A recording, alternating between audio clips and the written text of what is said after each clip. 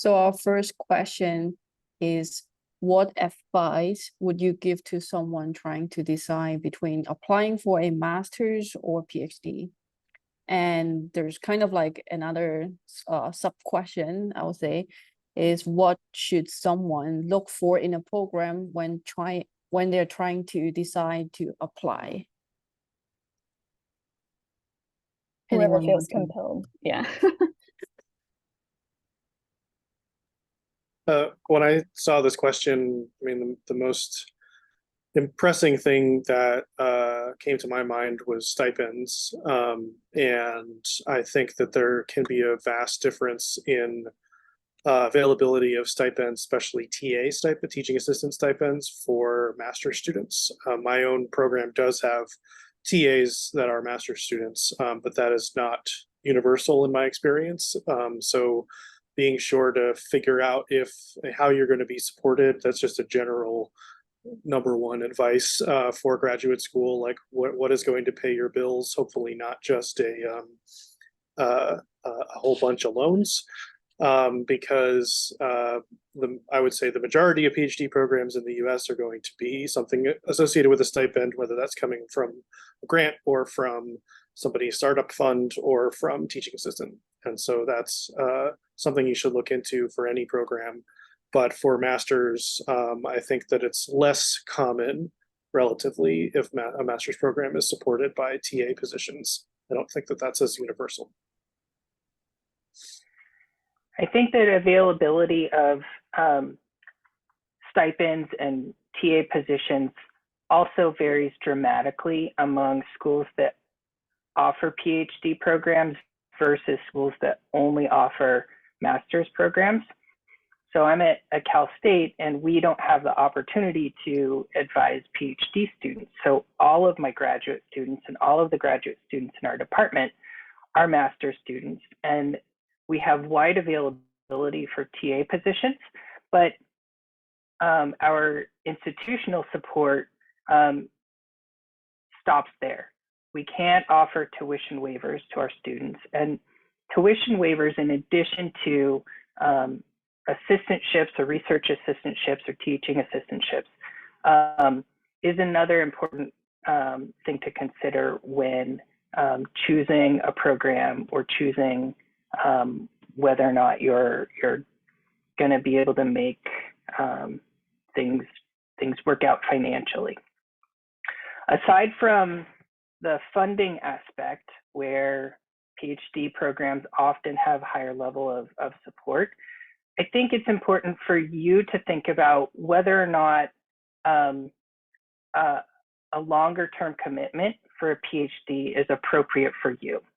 So if you know you want to stay in academia, or if you know that the kinds of jobs you want to get will expect a PhD, then a PhD program is oftentimes a great choice. If you're uncertain or you're not quite sure if grad school is right for you, a shorter commitment with a master's might be a good option. Another thing to consider, if your qualifications are sort of not impressive on paper, but you're really enthusiastic, being able to demonstrate that you are motivated and a strong student, you can do that by starting with a master's as a stepping stone. Yeah, I feel like Josh and Matt covered all of the very important points. I'll just add my perspective from being at the University of Georgia, which is one of those institutions that is more focused on PhD programs. So for example, in my plant biology department, we rarely have master's students. Most, if not all, of the graduate students are in PhD programs. Whereas in my plant pathology department, there is a more even split between PhD students and master's students. And so depending even on it at the same school, depending on which program you enroll in, they might have different availability of PhD and master programs. And also they might be funded in different ways where it could be an RA-ship that is tied to a specific grant that's by your professor, or it could be a TA-ship that is more sponsored by the university or the department, or it could be RA-ships that are directly sponsored, or fellowships that are directly sponsored by the university itself. So for example, I've had a master's student where his entire tuition and stipend was paid for by the university, and we have several fellowships that do that. So those are all, there are a lot of different options out there. And so getting to know what all of those mean and asking those questions is really important, especially if you are starting to get in touch with prospective advisors. And I think some of the points that Josh made when it comes to experience is really important, especially for students who might not have had the kind of more independent research experience during your undergraduate career or maybe your post-bac career. Doing a master's is a good way to get that independent research experience that a lot of people will be looking for if an applicant is applying directly to a PhD program. Awesome, thank you. I'm going to just remind folks that if you think of questions, feel free to put them in the Q&A. You don't have to wait until we're done here. We'll just kind of keep them to the side until then. The second question is kind of the first step in applying to graduate schools in life sciences in the US at least, is to typically write that email to the potential advisor expressing your interest. So panelists, do you have any recommendations for how to do that, or any suggestions on writing that email to explain your background and research interests?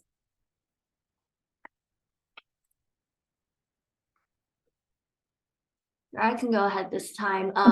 Yeah, I think the key is to demonstrate that you've actually made an attempt to connect with the research that is being conducted in the lab that you are interested in. And so that means potentially reading the lab website or the professor's website, maybe taking a look at what are some of the interesting papers and articles that have been published out of that lab. Think about why, like, why are you interested? What about these papers or research topics intrigues you as a scientist? I think that is one of the more important kind of customization points that makes one of these like cold emails stand out. Getting a very generic email that doesn't include a lot of information about the student's research interests or why they're contacting a professor can be more frustrating, because then I have no idea how to help you. So that is my major suggestion, and I'm sure Josh and Matt will have more suggestions. Yeah, when I go ahead, Josh. You go ahead. Oh, okay. When I became a professor, I was not prepared for the large number of these kinds of emails that I would get that would not necessarily be characterized as sincere. And I think, like Annie said, trying to wade through those where it's very clear that the student didn't really investigate what I was what I am studying currently based on my website. And so our websites as professors are often not updated as often as we like, but there may in many cases be instructions on there about, hey, you want to join the lab, find a link on there and follow those instructions, because then that shows that you've made this interest in this particular lab with this particular advisor. And so that initial email can really show a lot about where your interests are. And again, back to the last question and Josh's point about that students who may feel unconfident in how they look on paper, that is the opportunity to share a little bit about why you're interested in graduate school. And it's good to attach a CV. You don't have to attach everything as part, like not the whole grad packet or anything, but have some sense about who you are as part of that email. You're making a connection, and that's going to be the most important thing in picking a potential advisor, is that you want to make that connection from the beginning. So these kind of emails that really just say, hey, I read your paper, here's the title of it. And that doesn't hit as much as like, you know, I'm really excited to work on this kind of project, and here's why, and that's going to be a lot more impactful. I think those are all great pieces of advice, and building on what Annie and Matt said, I think it's helpful to sort of help to communicate what your longer term goals are beyond graduate school. And sometimes you may not know, and that's okay, but I think it helps to helps me at least to evaluate whether or not my program or my research group will be a good fit in helping you advance toward those next steps. I also would like to add that the follow-up email is welcomed, not a nuisance. The sheer number of emails that I get in a day, and I try to have like a thing set aside. If somebody sends an email, it says prospective student or something like that in the subject, and like, well, I definitely want to have more than 5 seconds to look at that, so I like put it aside, and then a week passes, and so it's okay to reach out a second time and say, hey, just want to check in to see if you're interested in this connection. So don't feel bad about that. It's not, and it probably doesn't indicate the professor's level of mentorship either. It's just if the email happens to come in at a particularly busy time. We had a follow-up question in the Q&A that's on this topic. How soon is too soon to reach out to a professor? Or alternatively, when should these emails be happening?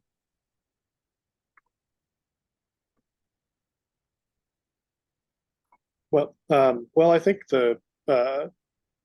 depending on when you're able to talk with professors, even like, so botany conferences and similar conferences, that's certainly not too soon at all. If you're attending like botany in the summer 2 years before you're going to apply for grad school, and you make a connection with somebody, then reaching out immediately after that conference and being like, remember me, then I will remember you more likely than if you wait another year to write out again. I think looking at some of the websites that say like when the deadlines are and kind of backing up from there.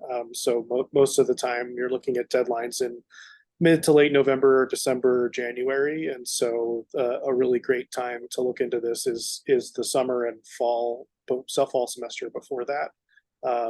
But even in the spring, if you're just really looking for, I don't know what I want to do.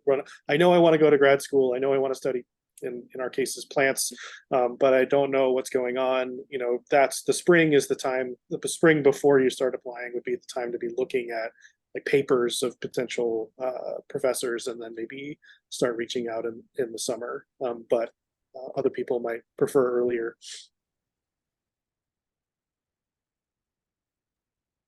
Cool. So any other answer, Joshua? I think what Matt said about the timing is fine. We can get letters year round. And I know a lot of schools have an annual matriculation cycle, but some places have both fall and spring admittance. And so depending on the timing of your life schedule and whether or not you can apply for fall or spring, the timing can vary. I get letters year round.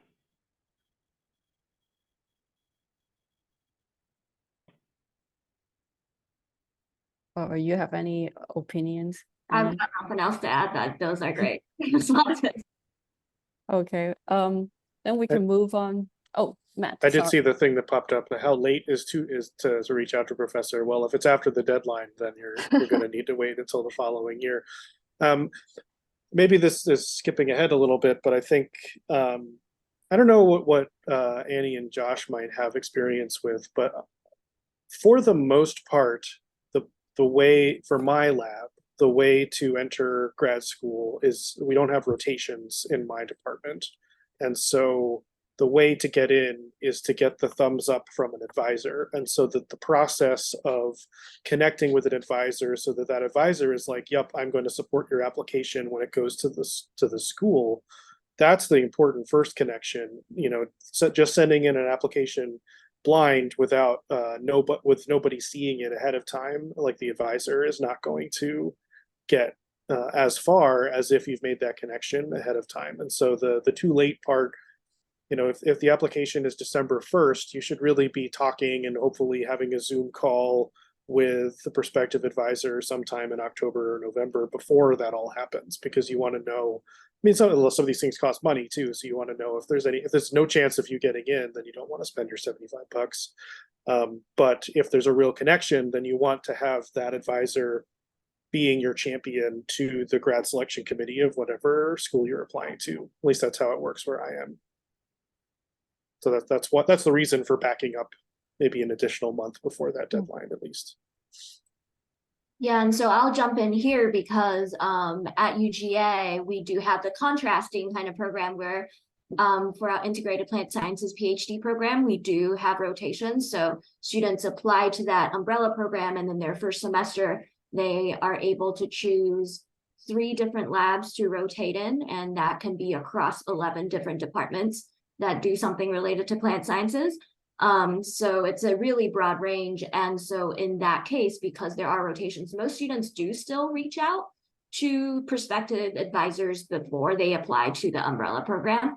But because of the rotational aspect of the program, the students have more of a chance of getting admitted, even if they haven't reached out to a prospective advisor, if they're strong academically. And then they kind of figure out where they're gonna end up later. So that's a little bit different from the more the more common model, which is the model that Matt described. Our university requires that a faculty member sponsor an applicant in order to be accepted. Annie, at your program, do applicants need to indicate some candidate faculty that they may be interested in working with? And are those faculty invited to review the applications, or is it just done by a board? Yeah, that's a great question. And yes, the students, when they apply, do have to indicate, I think, up to 3 potential advisors in the program. The interesting thing is that for at least the first round of evaluation, those potential advisors are not actually involved in the application evaluation process. So it isn't until the students get to the stage where we are potentially inviting them to visit for prospective student weekend, that is when potential advisors are sent the applications of the students, and then they try to arrange interviews between students and the specific people that they might be interested in. Cool. So we can move on to our third questions. 2 participants were also talking about this the statement of purpose.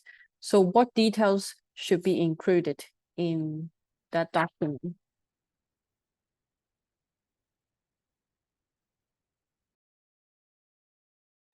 I think that this is definitely a tough question, and I think maybe it was a question in chat or something.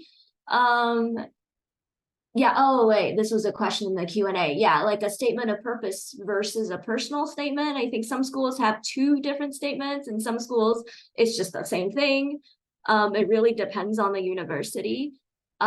Generally for this category of statement, what I'm looking for is here is how I'm inspired to do plant science in this particular area. Here are some of the things that I've done. For example, taken these classes that I found very interesting. Here are the concepts that I find especially interesting and would like to conduct more research on. here are potentially some of my past experiences, either working for someone in a lab or collaborating with a graduate student, or even conducting a small independent project as a part of a lab course that I've taken. So any sort of research related experience is really fantastic to include in these statements. And then beyond that, I feel like this is your chance to kind of get yourself across as a person beyond just the stats that are included in your CV, in your application. And so if there's anything that you would like to elaborate on that is in your CV or as a part of your, let's say, transcript or whatever, this is also the place to talk a little about that as well. I think it really helps if you can paint a picture of your arc as a scholar and where you would like to go, where you came from, where you're heading, and how this next step will fit into your personal goals. I think another thing you could include are some explanations of anything unusual in your record or weaknesses that may be perceived, and you can take that as an opportunity to address that directly. Like if you majored in business and you want to shift into plant science, help us understand why you're making that change and what you bring to the table, because diverse backgrounds can be valued, but it's important to let us see that you're going to be successful.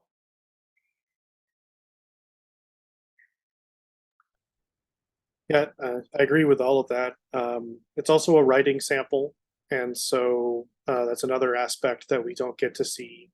Whenever I'm talking to students in my lab, undergraduate students in my lab that are interested in grad school, I'm going to paint the picture that the major difference between undergrad and grad school is that grad school is so goal-oriented instead of task-oriented, that there's a thing at the very end, this giant piece of written document that you need to put together. And so as advisors, potential advisors trying to screen applicants of, you know, what is the preparation that this student has for what they're getting into in graduate school. So how have I prepared to switch to being kind of self-motivated with a goal and a long-term goal in mind, and that you can plan for individual tasks. So you do, if you do have research experience, talk not just about the research, but also like what you were doing and what you did independently versus what was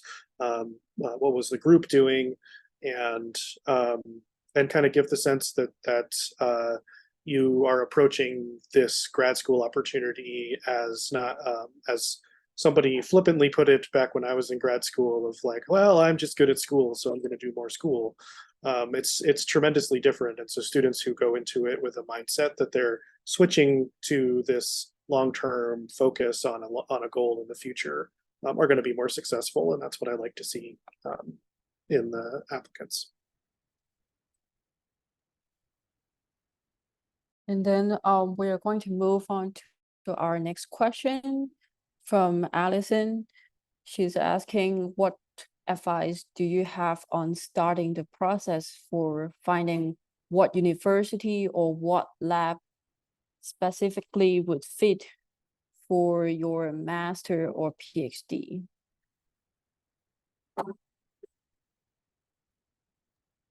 The question is in Q&A section. Okay, yeah, I can take a stab at that. To begin with, one of the things I think is helpful is reading people's papers. They're good indications of the kind of work that you might be doing in their lab. And so if you're finding that, yeah, this lab's papers are just like super inspiring and really cool to me, that's probably a good signal that scientifically it would be a good fit. Another resource is kind of word of mouth. And if you have a professor whose class that you've taken that's kind of inspired this interest in you, it might be worth it to, email them and ask for a conversation about whether they can recommend colleagues in their field whom they think are doing great work that are relevant to your interests. So those are kind of ways to do that. Obviously, we also live in the age of social media, which can be a good thing or a bad thing. And so various social media sites, such as formerly Twitter, can be a good place to find potential advisors, or at least get a sense out there of like kind of what's out there, what people talk about. Yeah, those are some of the things that come to mind.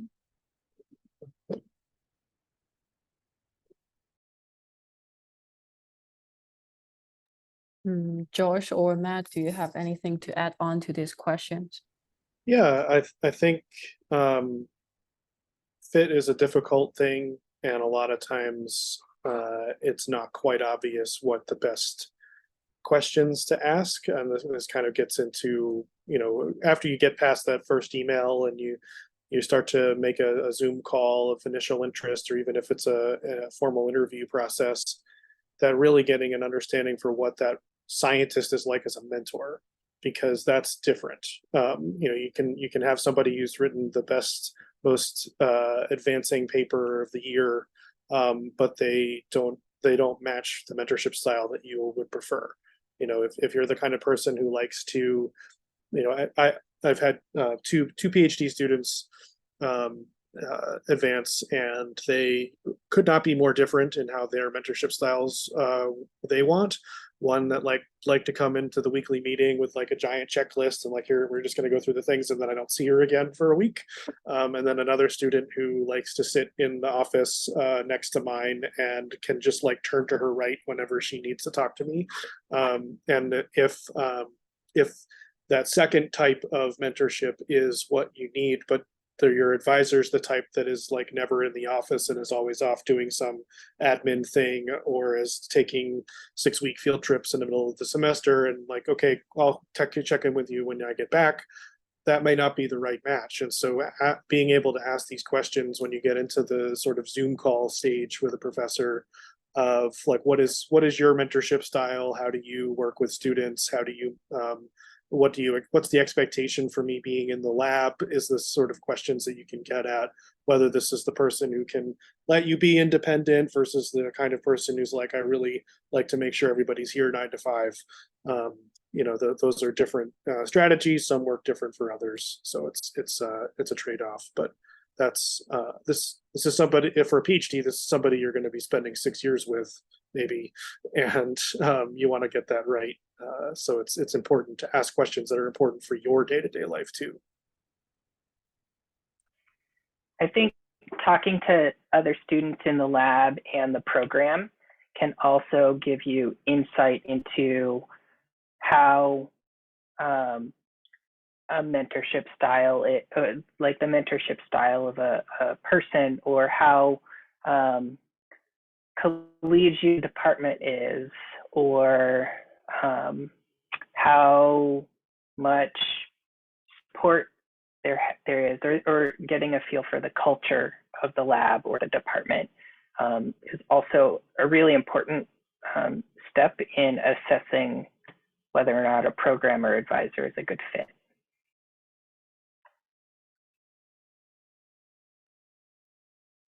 Thank you. So we're going to move on to another question we have here. What is a good number of programs to apply for? How many grad schools should we apply to? I think that's a very kind of personal, and everyone has a very different answer to that question, I guess is what I mean. And that's because everyone's applications are constrained by a lot of different things, right? You might have geographical constraints, you may have financial constraints. And so there's really no answer to this question. So that might be hard to hear. I would say that it does seem common that students apply to somewhere in the 3 to 6 range is a range of numbers that I've heard quite often when it comes to like per round, how many programs they apply to. When it comes to the financial aspect, definitely you can try to email whoever the coordinator is for that program and ask if you have need, if there are ways to get the application fee waived. Often there is a way to do that. And so that may take off some of the financial constraints of applying to several programs at once. But yeah, I think this is a question that kind of depends a lot on your personal factors in terms of how many programs you end up applying to. And there's no real correct answer either. More than one. I made that mistake. I actually did not get into grad school the first time I applied because I did not take the advice of undergrad advisors of mine who were like, you need to apply to more than one program. I applied to one program and I didn't get in. And so the following year applied to more and was much more successful. So don't put all your eggs in one basket. Well, don't put all your spores in one sporangium.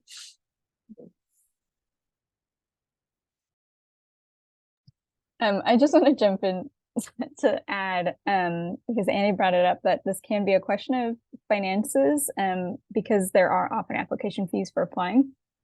It's always worth asking if you find yourself in a position where you'd like to apply, but you're not sure that you can afford it. Some places will waive the application fee for financial hardship. So just as an FYI.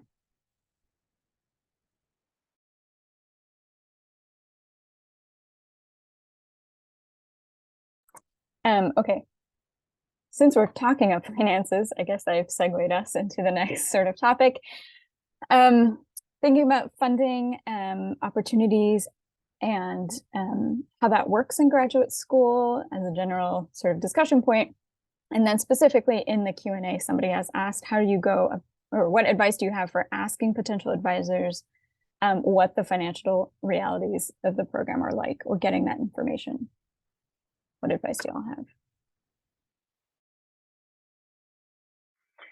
I think when you meet with a potential advisor, that's the perfect time to ask about what the financial opportunities are at that school or in that program. Some programs are required to have a funding source for each admitted applicant. Others, that's not necessarily a requirement.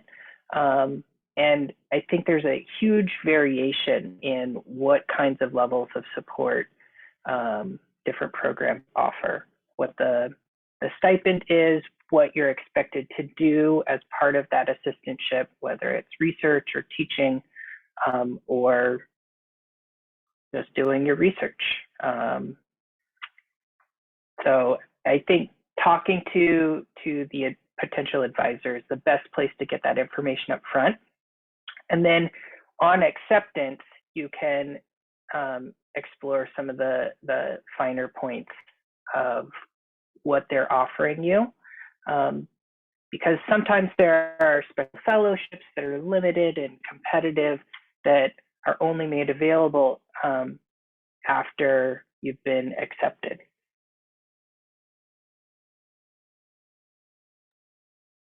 Yeah, and that's where it can be helpful to have multiple applications in. Sorry, Matt, I'm done. No, you're good. I dropped a link in chat. So I'm not sure what reach we have with this panel today, but those of you who might be more familiar with like the European model of PhDs, which is also in many sort of applied departments. I know this is more true in like Shan's department in our own university. It's different from that plant soil science versus biology, is that in some departments it's only RA positions, or research assistant positions, and so that model where somebody has gone out and gotten a grant, and then that grant has funded a position for a graduate student, that's more on like a job cycle. And because at least in NSF has eliminated deadlines for a lot of our grants, and therefore you can't predict that anymore about like when those might be coming up. And so at least for evolutionary biology, that link is a good one for seeing where people are advertising for a specific research position. And those will often come with a fixed term. Grants are like 3 years, and so you might want to ask, like, all right, so if I'm accepted for this position, how will I be supported for the other half of my PhD? If I want to get to the heart of Isabel's question, like I don't think that there's necessarily, it's not a bad thing to answer that. I think that if you are in a situation where an advisor is making you feel uncomfortable about asking about finances thing, that's a flag. And so instead you want to bring that stuff up front. And yes, TA support, university support, like Josh mentioned, these like internal awards that might be available after acceptance. And then summer, the TA stipend is not guaranteed for the summer in my department. And so that's something you should be looking at. Like you get a dollar amount, but is that dollar amount out over 9 months or 12? And if you don't get money for the other 3, what are you expected to do? So those are obvious. Those to me are obvious questions, but I can understand why students might hesitate to ask them. But you don't want to get yourself in a position where you're financially destitute and halfway through a PhD. So that's no good for anybody. So being upfront with these questions is important. Yeah, I 100% echo Matt in that if an advisor is like squirrely about answering financial questions, that is for me also a red flag. To me, if I hear a student asking about, how will I be funded? What are the opportunities? Are there fellowships that I can apply for? That to me is a signal of maturity on the part of the student. And I welcome those questions. And so definitely don't feel kind of afraid to ask those questions, because I think I'm not in the minority that to me, those are signals of student maturity, that you've really thought through this decision and you want to know all of the information before making a well-informed decision. I think one of the things that we haven't talked about yet are things like external fellowships. And so there are a number of these opportunities, the most probably famous of which is the NSF-GRF, which is the National Science Foundation Grad Research Fellowship.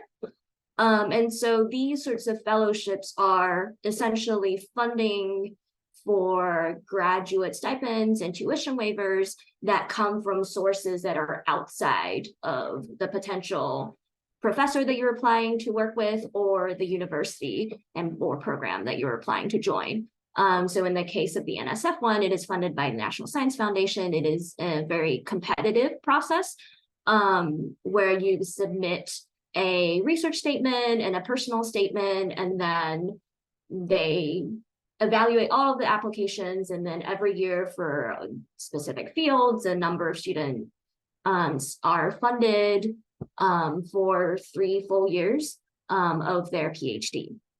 And so for these sorts of fellowship type applications, it's often actually still very beneficial to talk to your potential advisor about applying to them together, because often they are also very invested in your success at these fellowships, because it means that they can take on a student where it comes with financial support. And so they might be really happy to help work with you on these applications and maybe have discussions about your research ideas and how to best frame them and how to best communicate them to a scientific audience and help you have the best chance at succeeding at some of these fellowships. And so there are a couple of the databases of fellowships out there. I think Carnegie Mellon has one. And I also posted kind of the ecology equivalent of what Matt posted in terms of like a listserv where people will sometimes advertise specific RA positions, which is Ecolog, and that's run by the Ecological Society of America. And so that link is in chat.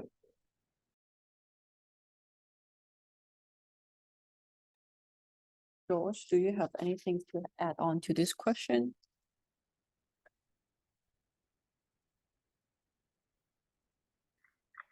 not really. All right. We can move on to our next question. Let me see. In the check box, the question is it necessary to write about teaching experience in the statement? Oh, in the statement of purpose. And I think Josh already answered that question, but Matt or Annie, do you have any other answer for this question? No, I mean, so, yeah, I mean, so, yeah, Josh has it, but I mean, I think if there's teaching assistant expectation as part of the stipend and waiver for your program, then it certainly can't hurt, because they know that you're going to be in a classroom. So that if you have some experience or some philosophy of teaching kind of thing to say, that can be good to add in. Cool. And then we have one more question from Q&A. It's about the CV. How do I polish my CV as an undergrad seeking application for graduate research assistant in master?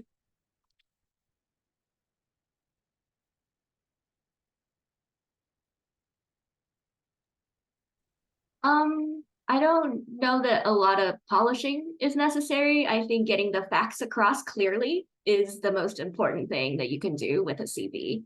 And that means having a decent organization, you know, some subheadings so that people can easily find the information that they want. For people who are at the undergraduate student stage, people who are applying to graduate school, listing your research experiences kind of in like a resume style sometimes is helpful. So like, you know, this is what I did. Here are a couple of things, activities that are entailed in, you know, doing this job. That might be helpful. Obviously, if you have awards and accolades, for sure, list those. This is more specific to US CVs, which is different from the CVs of maybe many other countries, is that in the United States, it is unusual to put photos or any other personal identifying information in your CVs, such as things like date of birth or your, you know, home address or something like that. It's just more of like a custom sort of thing. It's not like good or bad, but just putting it out there as something that's more cultural to the United States.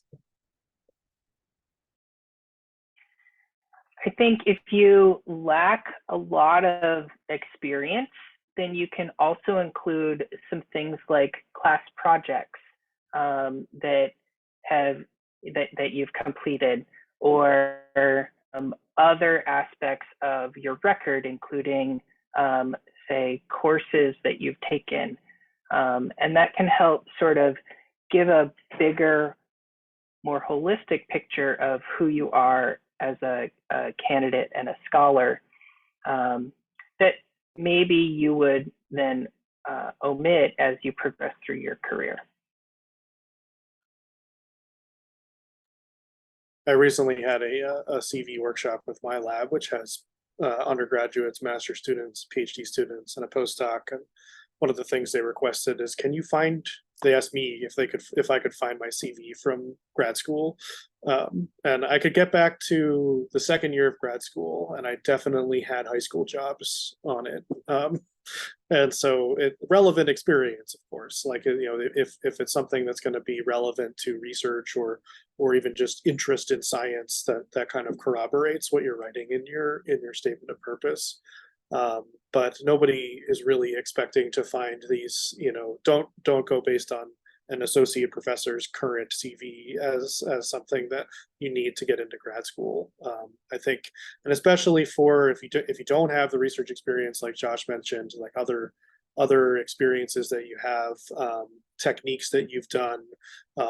Did you take a GIS class? And, you know, these kinds of techniques that would also go on a resume. So if you're preparing a resume, then you know, languages you speak and things like that can really give a sense of the whole person, rather than the statistics, which I guess is important as well.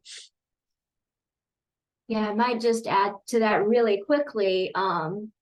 One thing that I think comes up quite often for applications to grad schools these days is like, do I need to have published a paper? No, you do not need to have published a paper. I mean, good for you if you have, that's great. But that is not at all a requirement for entry into grad school. And grad school is where we teach you how to write papers. So I certainly don't expect that of my applicants. Another thing I wanted to add is this is more specific to people who might be looking to get into a discipline where you might be doing a lot of field work. Indicating that you have had experience in the field on your CV is also potentially a good add, and that could be as a part of a field course, as a part of a lab course at school, or even just, you know, maybe you're really into the outdoors and you are a part of some outdoor club where you go hiking a lot or something like that. That may also be relevant to include in a CV, specifically if you're applying to do work that includes potentially a lot of field work.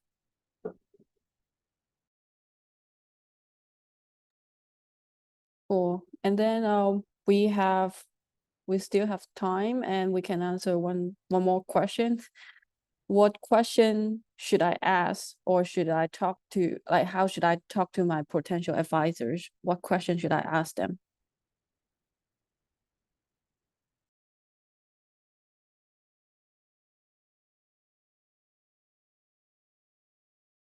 I think that echoing many of the things that we've said of asking about the logistics about how you might be paid, how you're going to be supported is important. The other and the mentorship things that I mentioned earlier about like what is the preferred mentorship style, and like Josh mentioned, I totally agree. To ask to speak to current former students are often harder to reach, but at least trying to talk to the current students, I try to tell everybody who's sort of made it to the sort of a finalist stage that to make sure that they have had a Zoom call with my current students so that they can ask without me present, you know, some other questions. So if they can help you set up that, and then of course many of these things have the double edge, like you're interviewing them as well. And if they're responding to these things like, oh, you don't need to talk to my students, or like, oh, we just work out the stipend when you get here, like, no, run. And so that's something, you know, realize that you have a power here too, to say that like I will only want to work with people who are going to match my needs. And then if it's going to be a one of these research positions that's advertised as like you're going to work on this project, like what does that mean? And you know, many advisors will have these things kind of spelled out on their website, but if they don't, things like how do you consider authorship on papers relative to things that I'm doing in the lab? Those can be good questions to kind of get an insight into how the professor might be as a mentor. I think another good thing to ask a potential advisor is what kinds of research projects you'll be allowed to work on.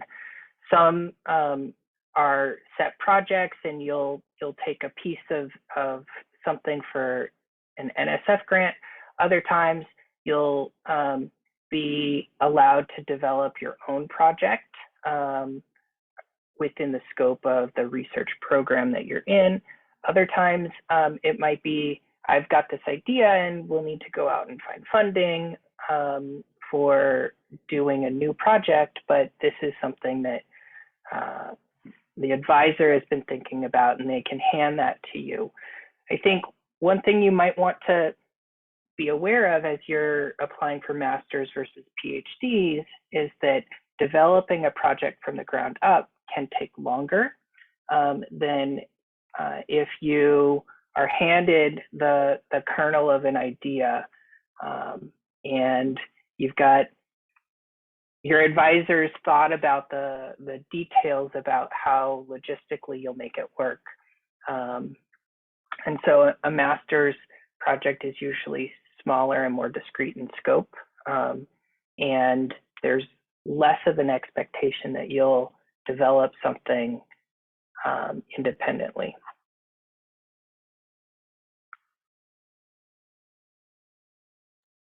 Thank you. So we still got some time, and feel free to ask any question. You can put your questions in the Q&A checkbox, or you can unmute yourself and Actually, I ask. don't think they can unmute themselves. Sorry, I didn't want to have okay. chaos. Okay, sorry. Because we only have 5 minutes, how about we end with just a final piece of advice from our 3 panelists? Sorry to put you on the spot.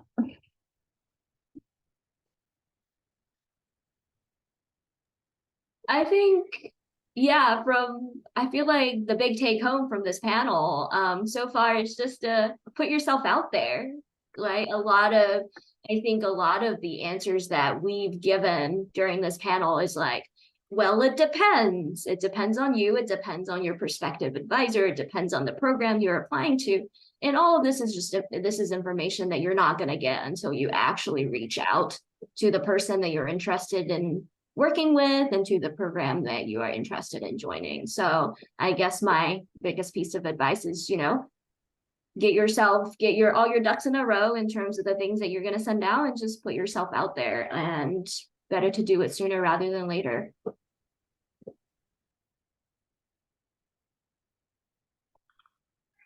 I'll give a piece of advice. Develop relationships with the people around you right now who will serve as reference writers.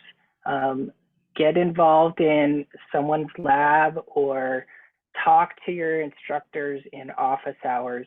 Develop a relationship so that your letter writers will have something to write about and will know who you are as an individual. I get so many students from my classes asking me to write letters, and I don't really know them very well, and that limits what I can say about them when they're applying for graduate school. So having those relationships now and developing those relationships will make your application so much stronger. I totally agree with what Josh just said. I mean, the go to office hours is one way to do that. Even if you're in a big class, that's somewhere to make an impact. If office hours are light and it's like, hey, can I talk to you about career stuff? That's another way to get there. But relationships also is related to what I wanted to say, is that I get the sense from the Q&A of people thinking about CVs and statements of purpose and GRE scores and GPAs, and it's really about, is this a match in mentorship and research interests? And at least for there might be some differences with different programs, as it depends, but for a very large number of programs, I would say that your best chance of getting into graduate school is to make a connection with a professor who wants to work with you. And that is not going to come from paper. It's going to come from conversation, whether it's initially via email and then eventually by talking to someone. That can be pretty scary to do from the beginning. But we all want to work with people who want to work with us. And so that is, it's flattering to get emails of like, hey, I want to work with you. And so starting the conversation from there and making sure they make that connection, because maybe these other paper things matter from place to place, but at the very least, you want that professor in your corner saying like, no, you need to admit this person because they need to join my lab and I need to work with them. So that's the important thing to get to. Awesome. All right, we're at the kind of the end of our hour here. So I want to thank again the panelists for volunteering an hour of your day today. Really appreciate you all and the amazing advice you offered. And thanks also, Sean, for helping organize. I put the link to the Google form in the chat again. Please fill it out if you are an attendee. It helps us better our programming for BSA members. This is being recorded and should be available, I think, on the BSA YouTube channel. I'm not sure how quickly that gets up there, but once it's up there, feel free to share it with others as you see fit. And so I guess I'll close us out by saying thanks to everybody for being here, and I hope you have a great rest of your day and good luck in your graduate school endeavors.